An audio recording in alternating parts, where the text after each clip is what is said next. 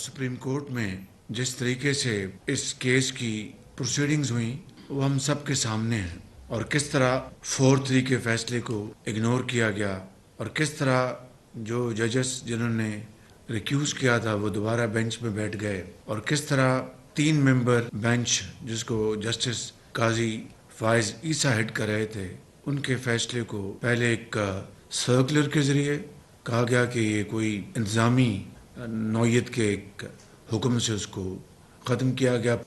एक करारदाद पहले ही पास हो चुकी है।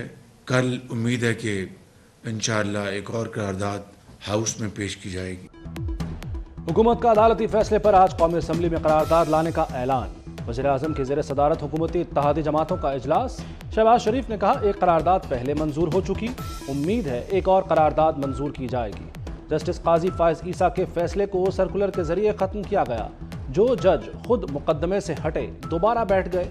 मुल्क में इस तरह का खिलवाड़ पहले देखने में नहीं आया।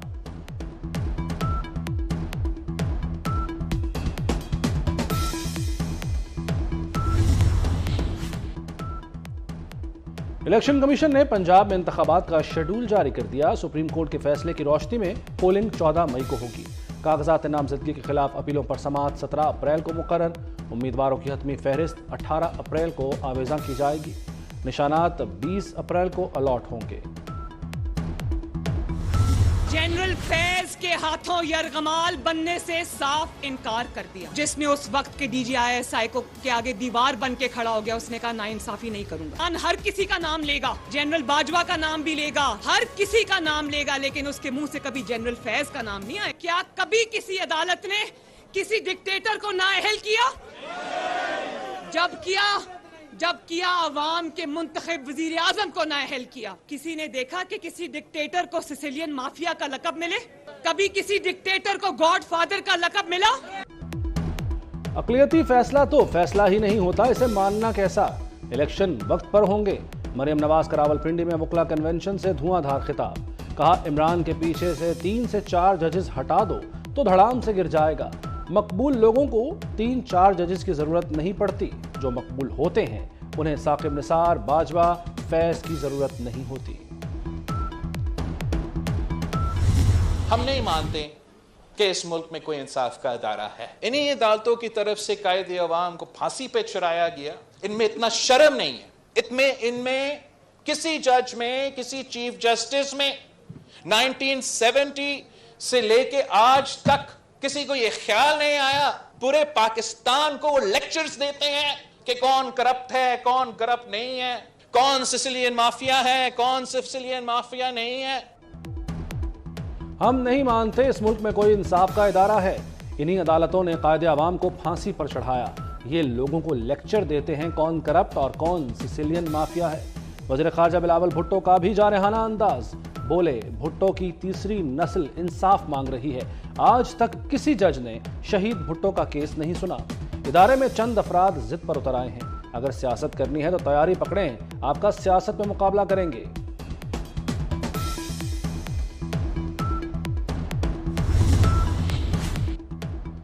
तहरीक इंसाफ को यौम तशक्कुर। कारकुनों की बड़ी तादाद लिबर्टी चौक पहुंची। इमरान खान कहते हैं आज़ादी प्लेट में रखकर नहीं मिलती, कुर्बानियां देनी पड़ती हैं।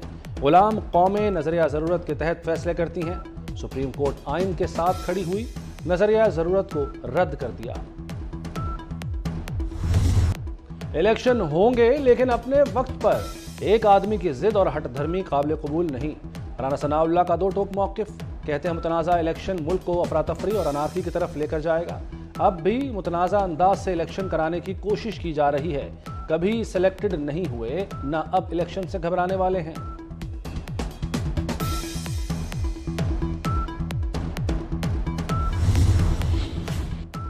इमरान खान के खैबर पख्तूनख्वा हुकूमत में भर्ती सोशल मीडिया टाइगर्स की छुट्टी। निगरान हुकूमत का PTI दौर में भर्ती सोशल मीडिया इन्फ्लुएंसर्स को फारिग करने का फैसला। महकमा इत्तलात ने इन्फ्लुएंसर्स का एजाजिया और तनख्वाह रोकने की सिफारिश कर दी। कहा प्रोजेक्ट के तमाम उमूर बंद हो चुके, मजीद जारी नहीं रख सकते।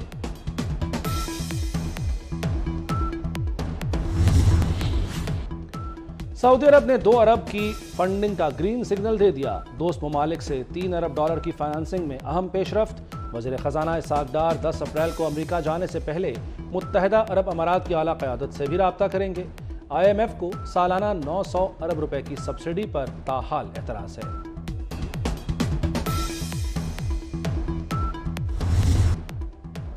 इंटरबैंक में डॉलर मजीद तगड़ा, ₹1.21 इजाफे के बाद 288 रुपए 50 पैसे की बुलंद तरीन सतह पर पहुंच गया।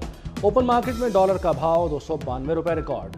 सोने का भी नया रिकॉर्ड, 2500 रुपए इजाफे के बाद फी तोला सोना 2,17,000 रुपए का हो गया। महंगाई ने गरीब का भुरकस निकाल दिया। एक हफ्ते में चीनी 12 रुपए किलो महंगी।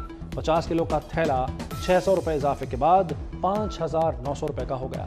होलसेल में चीनी 118 रुपए, ओपन मार्केट में 120 रुपए किलो बिकने लगी। दर्जा सोम का घी 400 रुपए से सीधा 500 रुपए किलो पर चला गया।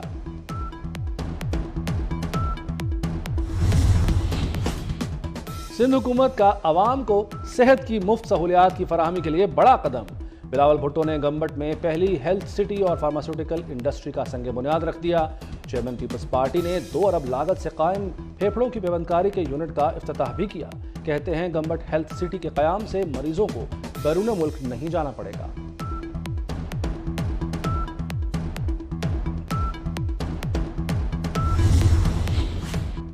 बारह फीडर्स पर एक भी रजिस्टर्ड सारिफ नहीं, सिर्फ कुंडे हैं। ये फीडर्स ऊपर वालों के कहने पर चलाने पड़ते हैं। पेशावर इलेक्ट्रिक सप्लाई कंपनी का नेप्रा में समात में इंकशाफ। मेंबर नेप्रा मकसूद अनवर बोले, पेस्को 17% की अफरादी क़ुव्वत के साथ काम कर रही है। इतनी तफसील में ज्यादा न जाएं। चेयरमैन नेप्रा ने कहा कि इतनी तफसील में क्यों ना जाएं, दुनिया को पता चले कि हो क्या रहा है। 12 फीडर्स की तफसीलात भी तलब। लाहौर में आंधी और तूफान के बाद तेज बारिश की entry. Davis road, Iqbal township में मूसलाधार बारिश। इचरा, कोट लखपत, गड़ीशाहू, हरबंसपुरा पानी पानी हो गए। Shalimar link road, China scheme और जेल रोड पर जल थल एक हो गया। मौसम खुशगवार, रोजादारों के चेहरे खिल उठे।